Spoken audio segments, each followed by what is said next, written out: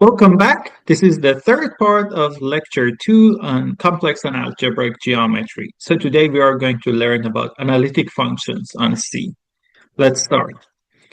So in the previous lecture, we studied functions like f from C to C or from some open subset U within C to C. And we learned about two important notions. One, we learned about what does it mean for f to be complex differentiable. So we said function f is complex differentiable at a point z in its domain if this limit exists. So if the limit of f of z plus h minus f of z divided by h, where h goes to 0, if this limit exists, right? And this limit is called a complex derivative or simply derivative of f at z. And we learned this is actually quite a complicated, deep notion. This is different compared to the notion of derivative of real valued functions. And we learned it stems from the fact that h can go to 0 along any path in complex plane, right? There are many ways h can goes to 0. For all of them, this limit should give you the same value, and that's very restrictive. That's why being complex differentiable is very kind of rare compared to being real differentiable or smooth. We learned another thing. We learned about the notion of a function being holomorphic. So we say a function f from U, a subset of C to C, is holomorphic at a point z if I write f as u plus iv, and if I write z as x plus iy, if partial derivatives of u and v with respect to x and y exist, we also assume they are continuous, and we also have that they satisfy the Cauchy-Riemann equations, which means derivative of u with respect to x is equal to derivative of v with respect to y, and derivative of u with respect to y is equal to minus negative derivative of v with respect to x. Okay, that was the other thing we learned. And the important theorem we proved was that being complex differentiable in the sense of existence of the limit, so with the limit definition, is equivalent to being holomorphic in the sense of satisfying the Cauchy-Riemann equations. So today we are going to learn about this new thing, being analytic. And the point is that we want to see these three, all of them are essentially the same.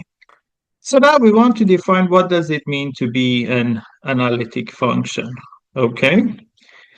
So let's say we have a function f defined on some open subset U of C to C, right? We want to say what does it mean for f to be analytic. We say f is analytic at a point z naught inside U if the following holds. So essentially what it means is that if f at points very close to z naught is equal to a power series, if it's equal to an infinite sum, sigma an z minus z naught to the n goes from 0 to infinity. So loosely speaking, it means f kind of looks like a polynomial. These are constants, so there are some constants, complex constants, times z minus z naught to the n. So d naught, this z naught is a fixed point. It's fixed for any z naught, and this z is the variable, which appears on both sides of the equation. So essentially being analytic means the following. We should be a bit more careful though. We say f is analytic at z naught if this picture holds. So this is complex plane. Let's say this is C, right? And this is z naught. So it means if there is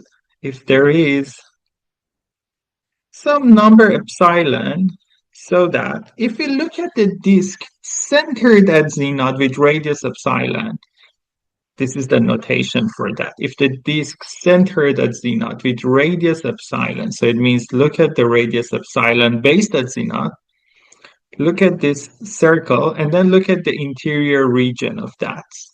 This completely falls within the domain. So for instance, the domain U can be something like this. Let's say this is the domain.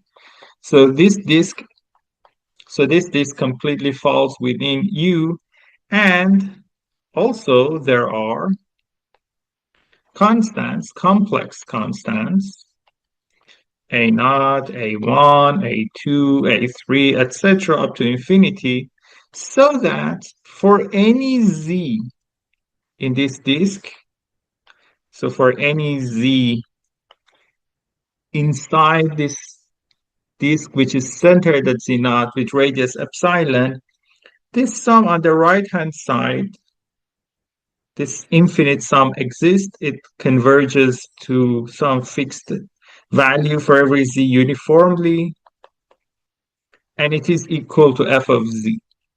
So it's a fancy way of saying locally f can be presented by an infinite sum. So it's not a polynomial, looks like a polynomial, but it's not a polynomial because the sum goes to infinity. Polynomials have finitely many terms. This goes to infinity. Let's look at a few examples just to understand this carefully.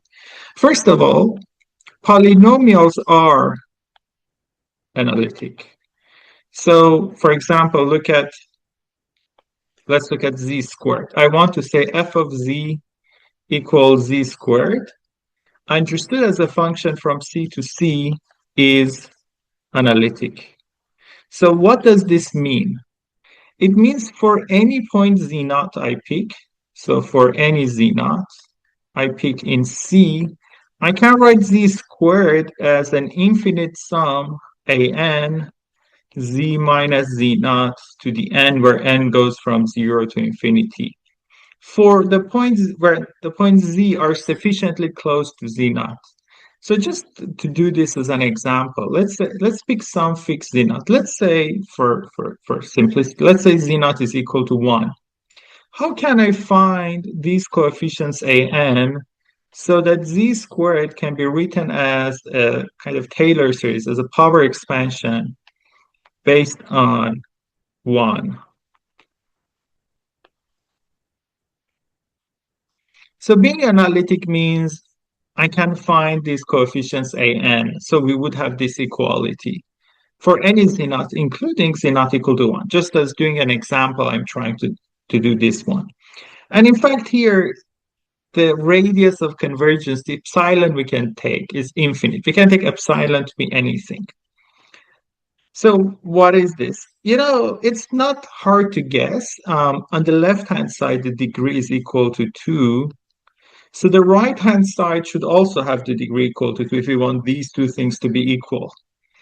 So on the right-hand side, we have a naught plus a1 z minus 1 plus a2 z minus 1 squared plus a3 z minus 1 cubed plus etc. Well, this term has degree 3. The next one has degree 4. Next one has degree 5. That is not possible. If you have higher degrees, it cannot be equal to z squared. This implies these coefficients must be 0. A3 must be equal to 0. A4 must be equal to 0, etc. Because we cannot have higher order terms, higher degree terms. Okay, so first of all, we learn A3, A4, etc. All of them are equal to 0. So the only remaining ones are A naught, A1, and A2, right? How can I find these three? So we are looking for coefficients A naught, A1, and A2 so that Z squared is equal to A naught plus A1, Z minus 1 plus A2, Z minus 1 squared. So this is equal to A naught minus A1 plus A2. This is the constant term plus z times, well, we have a1 minus 2a2 plus z cubed. What would be the coefficient of that? Just a2. And this is equal to z squared. If these two are equal, if the left-hand side and the right-hand side are equal, the coefficients on both sides should be equal. On the left-hand side, the coefficient of z squared is 1, therefore a2 must be equal to 1. The coefficient of z on the left-hand side is 0, so the coefficient of z on the right-hand side should be 0. Because a2 is equal to 1, this means a1 is equal to 2. And the coefficient of the constant number on the left-hand side is 0, so it should be 0 on the right-hand side too. So a naught minus a1, which is 2, plus a2, which is 1, should be equal to 0. So a naught is equal to 1. Right. So we found the coefficients so that the right-hand side of this equation is equal to its left-hand side. And we did it for 1, you can see for any z naught, you can do this. When you can do this for any z naught, this means the function is analytic, right? Here, in fact, we could do it globally. Sometimes we can just do it so that the right-hand side, the infinite sum, would be convergent when z minus z naught has sufficiently small norm, less than epsilon, let's say. Okay? So going back to our big picture, our main goal was to show complex differentiability is the same as being holomorphic, is the same as being analytic. So we want to say this is the same as being analytic. And in fact, we do it by showing holomorphic and analytic are the same, which, because we already know holomorphic and complex differentiable are the same, automatically implies complex differentiable and analytic are also the same. How are we supposed to do that? So it's a theorem. F defined on open subset U and C to C is holomorphic if and only if F is analytic. Okay, let's think about this for a bit. I mean, there are two directions. We should show analytic implies holomorphic, and we should also show holomorphic implies analytic, right? Let's try to show analytic functions are holomorphic. So analytic implies that the function is also holomorphic. Let's try to prove this. So before doing this, I'd like to introduce a new notation, which slightly makes things more convenient. This notation might look a bit weird and strange at this point. Later, it becomes more clear. At this point, let's just think about it as simply the notation. So, when we were doing calculus over real numbers, we had partial derivatives. Now we want to define partial complex derivatives. This is just a notation for us at this point. I mean, this would have some meanings later, but at this point, let's just think about it as a complete notation thing.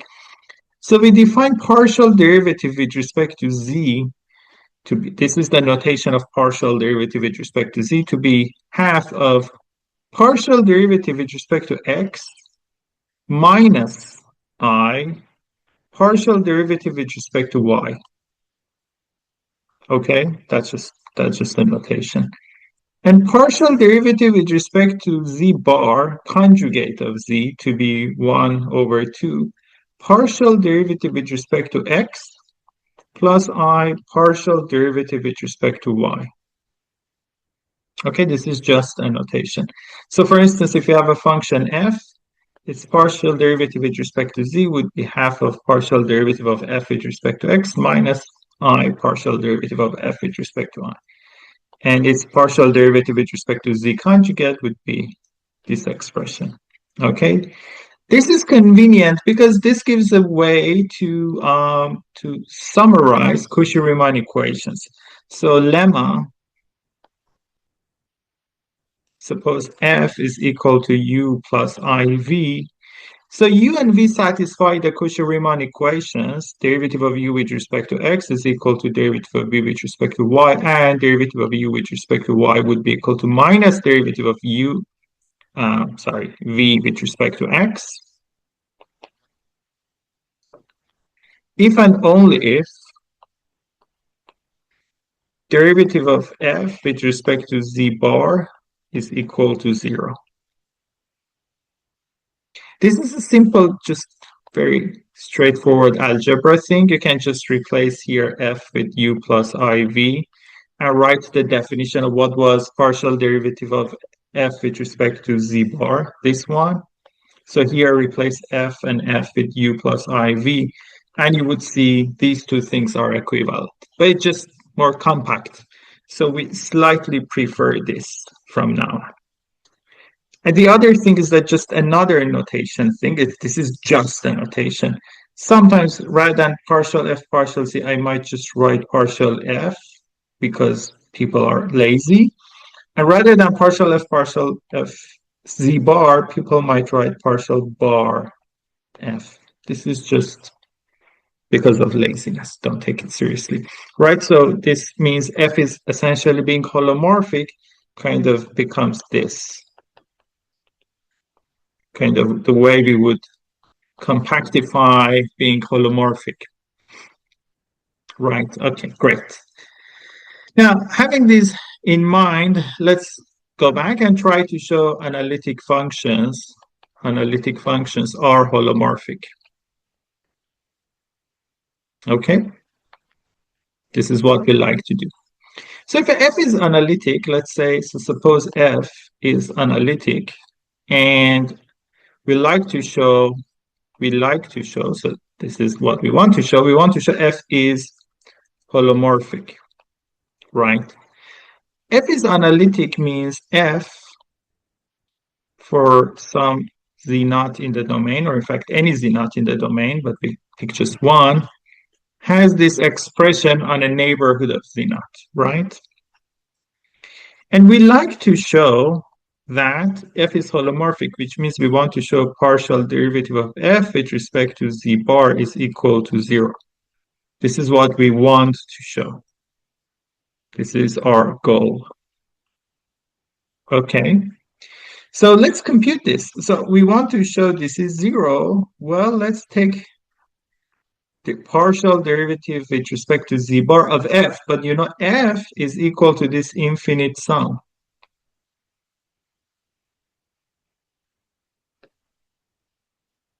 Okay. Now, I'm going to continue this proof, and I want you to think about every step, pause, think carefully, and tell me if it's correct or not. If you spot a mistake, you should discover it. Don't just continue listening for me to tell you what's the mistake. Okay, so taking derivative is linear. It means taking derivative of some of things is equal to sum of derivative of each of them. This means we can write it as sigma and goes from 0 to infinity, partial z bar of a n z minus z naught to the n. However, what we have inside is a polynomial. We already learned polynomials are holomorphic. If polynomials are holomorphic, we know partial z bar of holomorphic functions is 0. So what we have inside must be equal to 0. Sum of 0 is equal to 0. So partial f partial z bar is equal to 0. That implies f is holomorphic. Is this proof accurate? So think about this for a few minutes. Did we really show every analytic function is holomorphic? The answer is no. There is a gap here. The proof is essentially correct. There is an analysis gap here. The gap actually happens in this equality. So what we are doing here, we are changing the order of derivative and sum. So we are saying derivative of sum of a few numbers is sum of their derivatives. This is correct if we have finitely many things. If we are looking at the sum of finitely many things, derivative of their sum is equal to sum of derivative of each of them. But here we are taking sum over infinitely many things. And this is not correct. When you have infinitely many things, you cannot say derivative of sum of infinitely many things is equal to the sum of the derivatives. This is not necessarily correct. So there is a gap here. So we should kind of argue why we are allowed to do that. This is not necessarily correct. Okay, so this is the gap. Let's close this part with a question. So we learned complex differentiable and holomorphic are being holomorphic are equivalent notions. We learned about being analytic. And we learned an argument for why analytic implies holomorphic, but our argument had a gap. So my question to you is that how can we fill that gap? Why are we allowed to say partial derivative with respect to z of infinite sum of things is equal to infinite sum of partial derivative of each of them? Why we are allowed to swap this thing? Think about this and let me know.